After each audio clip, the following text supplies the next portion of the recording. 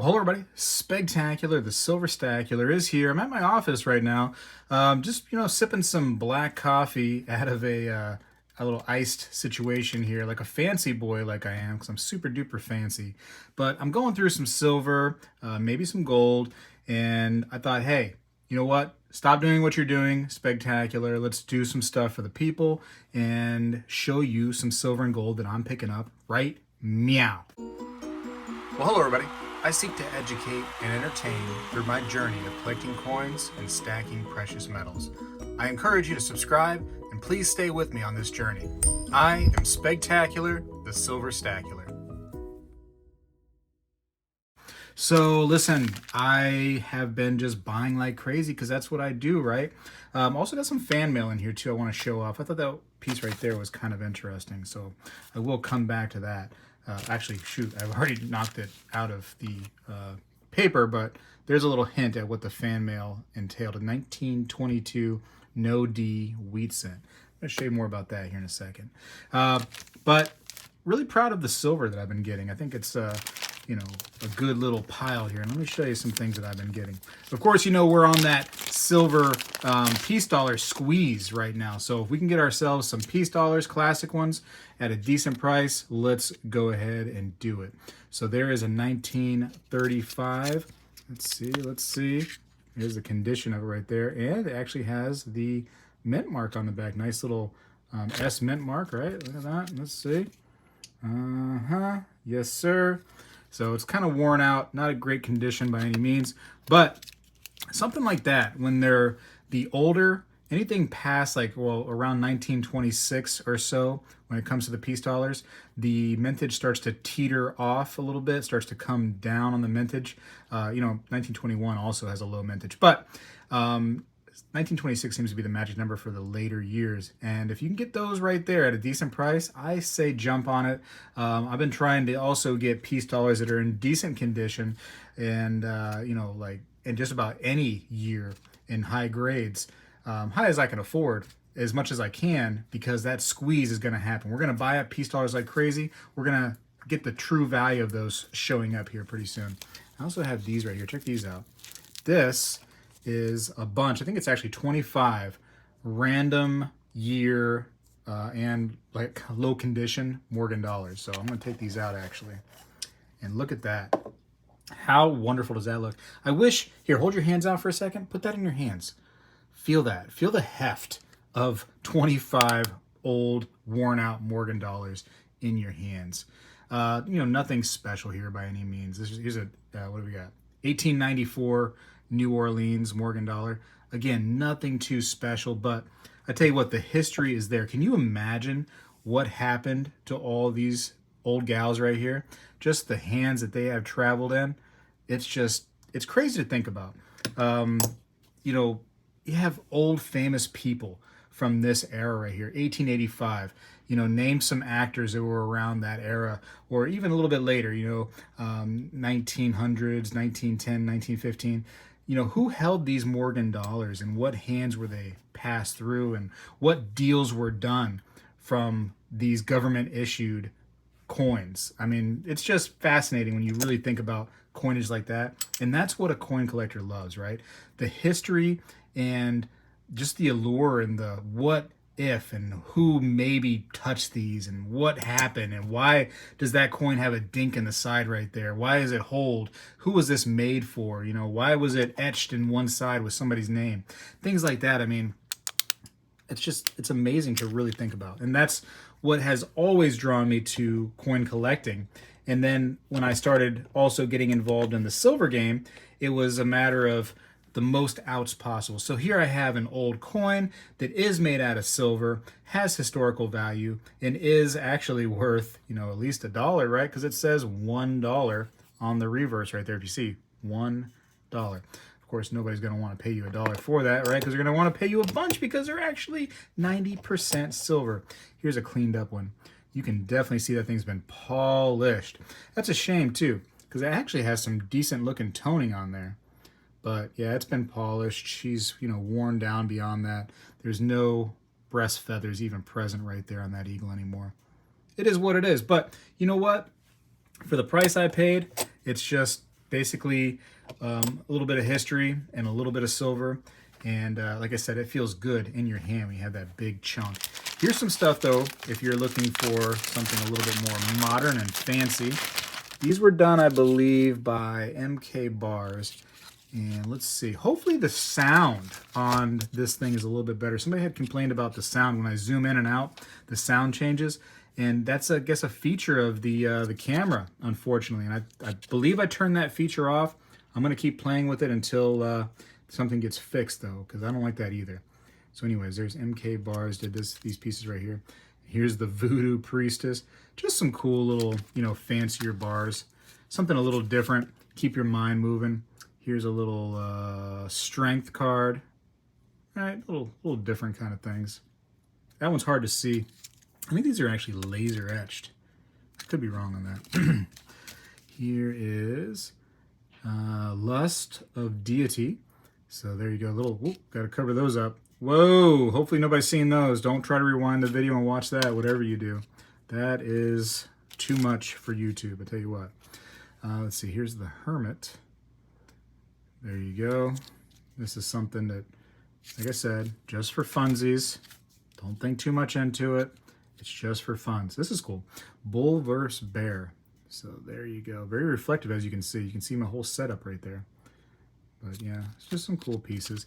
So I've been getting those. Those were not too expensive at all. So I was like, you know what? Let me get some of those. This was a little pricey, though. This right here. Anybody that has gotten into shipwreck coinage, you know the price of shipwreck coins goes crazy as soon as they put that little shipwreck designation on a slab.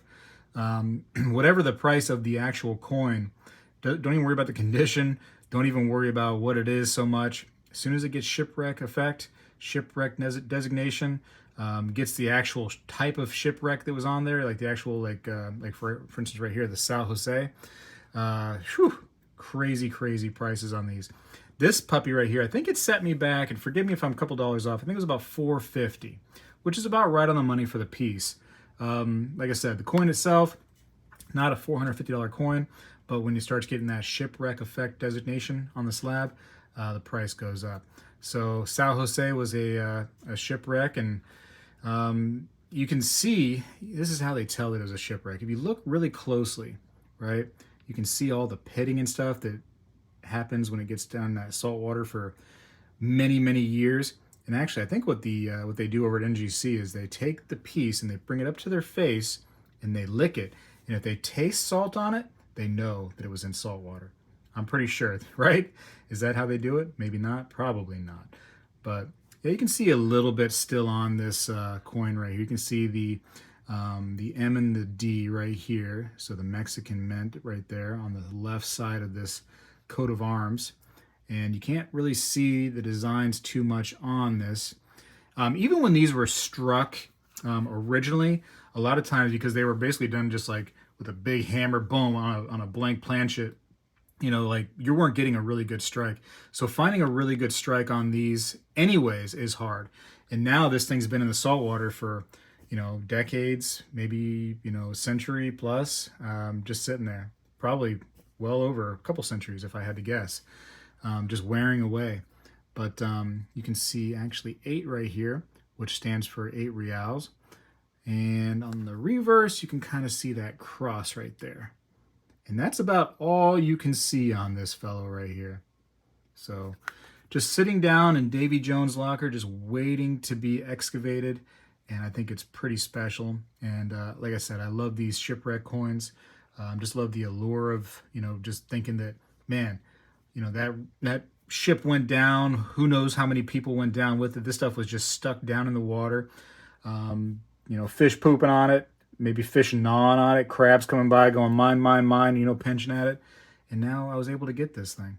So I love the allure and just the fun of the hobby, thinking about what happened, how it happened, why it happened, whose hands these touched. Man, talk about cursed treasure, huh? People actually touched these coins right here, and then that could have been it for them, After this, they, like I said, Davy Jones' locker, they're down there sleeping with the fishes, mafia style. Look at these right here. If you're not a Second Amendment lover, then please turn away. Just, close your eyes or fast forward slightly. These are really, really cool little pieces, though. These are like those Norfed, but I think they tried their best to get around the whole dollar thing by putting gun dollars. But I think the word dollar, just by itself, is where you run into problems if you're trying to put that onto a silver round.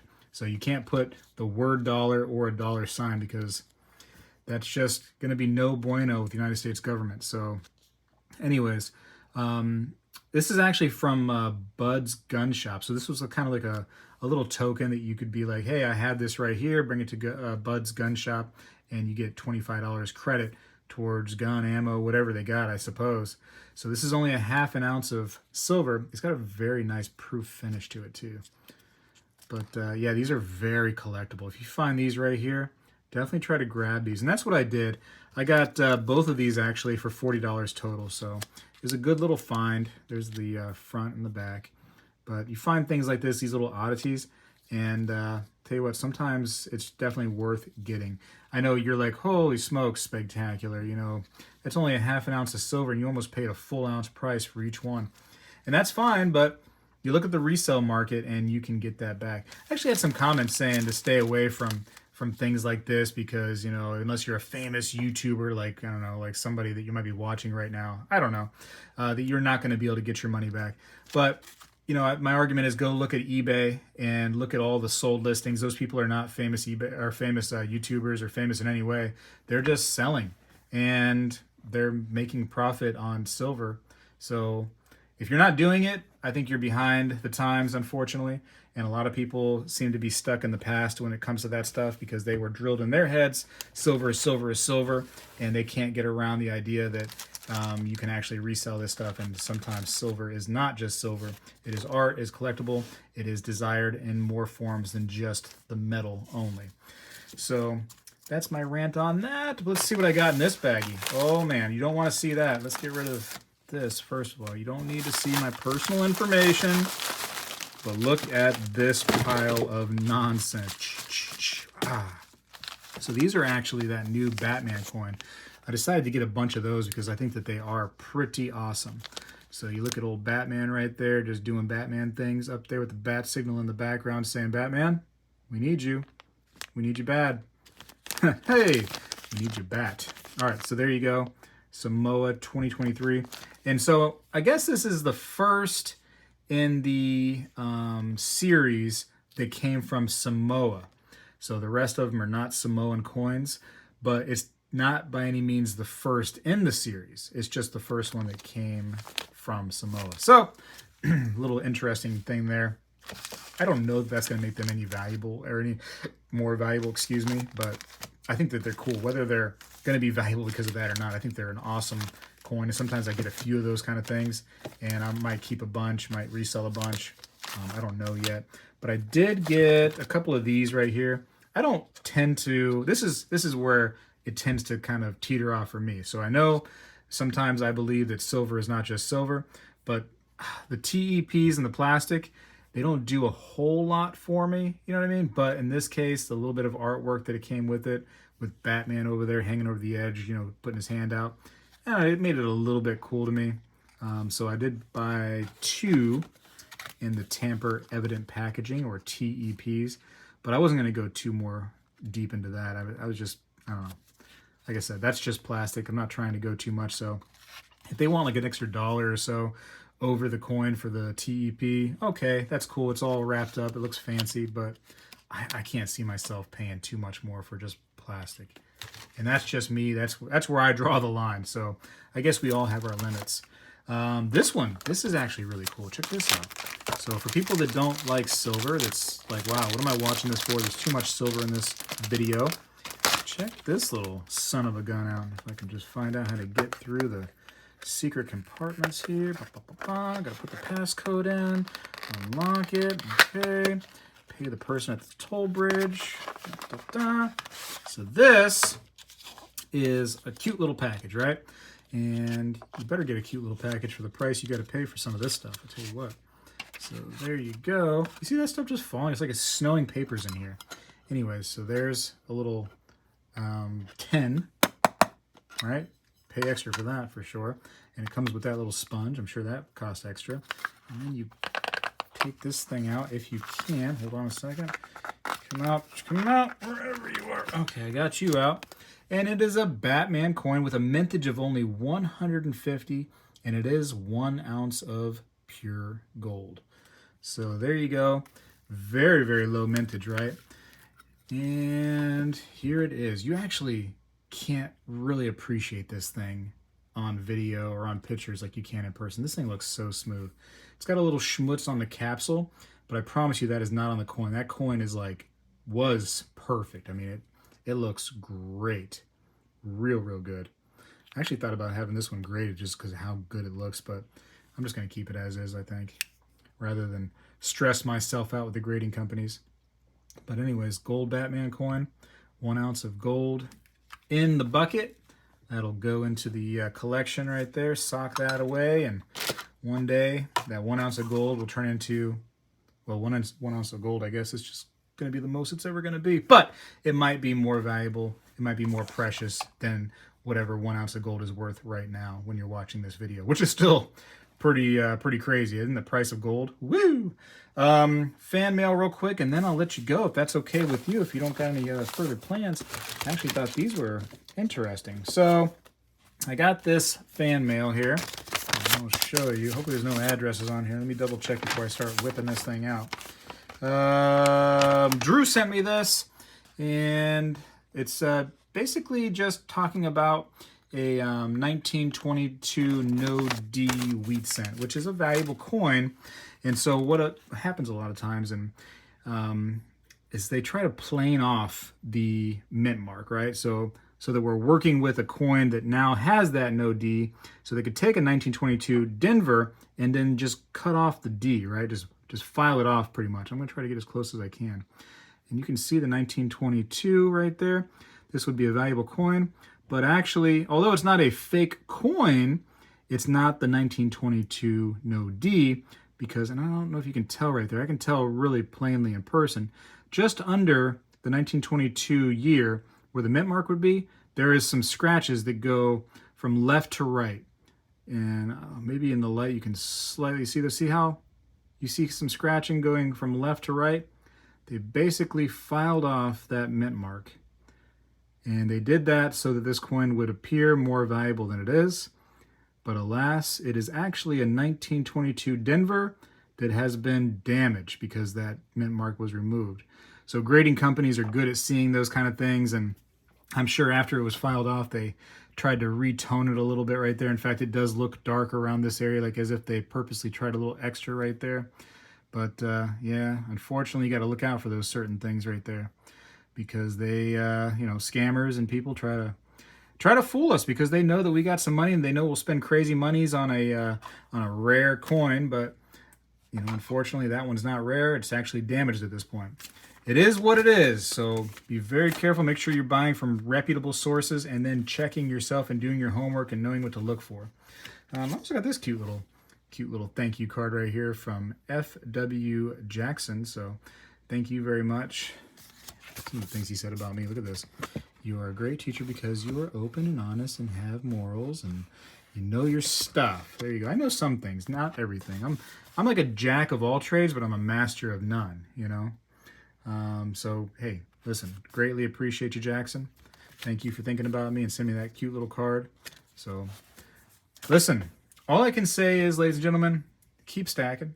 If you don't know how to do anything at all when it comes to collecting precious metals, is just keep stacking and buy what you like. Be a little weary though on certain things. When things start to get really high in price and it is just an ounce or two of silver, question it a little bit. Some of those things you can really, really profit of to go and sell and like in secondary markets and buy more silver and more gold for your stack when you do the reselling. But sometimes you can get burnt on that stuff too. So be careful, know what you're doing. And if it seems like it's like something that's really popular and low mintage, those are like flags where it can tell you, hey, boom, it meets that criteria. Boom, it meets that criteria. Boom, it meets this. It might very well end up doing great on a secondary market, on the resellers market. I might be able to make a profit for that kind of thing. And like I said, if you don't believe in that stuff, then fine, but try it out, because then just, go back to what you know, which is the tried and true stuff. Just, old classic coins, or, just regular cheap bullion products. You can do that if you have a little extra money, right? And that's the whole purpose. Some things, though, I mean, it like that I bought here, like this Shipwreck coin, you're talking about a whole different ball game now. You're talking about, it doesn't matter if it's, less than an ounce of silver, doesn't matter. It's now a historical artifact, if you ask me. This thing was part of a very well-known shipwreck. You can find all kinds of information on the San Jose shipwreck, San Jose, however you want to say it. I was told by two Spanish-speaking gentlemen that it was San Jose, and I'm going to take their word for it because they speak way better Spanish than I could ever speak. But anyways, very well known. Lots of information on Google about this shipwreck, or books have information about this in there. I actually have, I don't know what I did with it. It's not on my bookshelf right now. I'm looking around. I have a really cool shipwreck and Real and Escudos identification book that I ended up getting. I'm looking around for it. Must have been borrowed. But anyways, there's a lot of good resources out there for that kind of stuff if you're interested in those kind of things. The Atosha, the 1715 fleet, things like that are really popular and cool, and just so much history. Anyways, keep stacking, stack what you like, and make sure you always budget around, everything else that you have going on in your life. Don't just say, hey, I'm just stacking and collecting, because one day some emergency might happen and you have to sell some things. And man, it would stink to lose money, wouldn't it? That would stink. Anyways, this fancy boy's got to go because I got to finish this iced coffee that's in some kind of little plastic, whatever this is, with a straw that I had to reuse from Starbucks. I know I shouldn't go to Starbucks. I know. But here I am, going to Starbucks. Hey, pleasure watching, or being watched. I'm watching you. That's right, you. And I wish you wasn't doing what you were doing right now while I'm watching you, you sicko.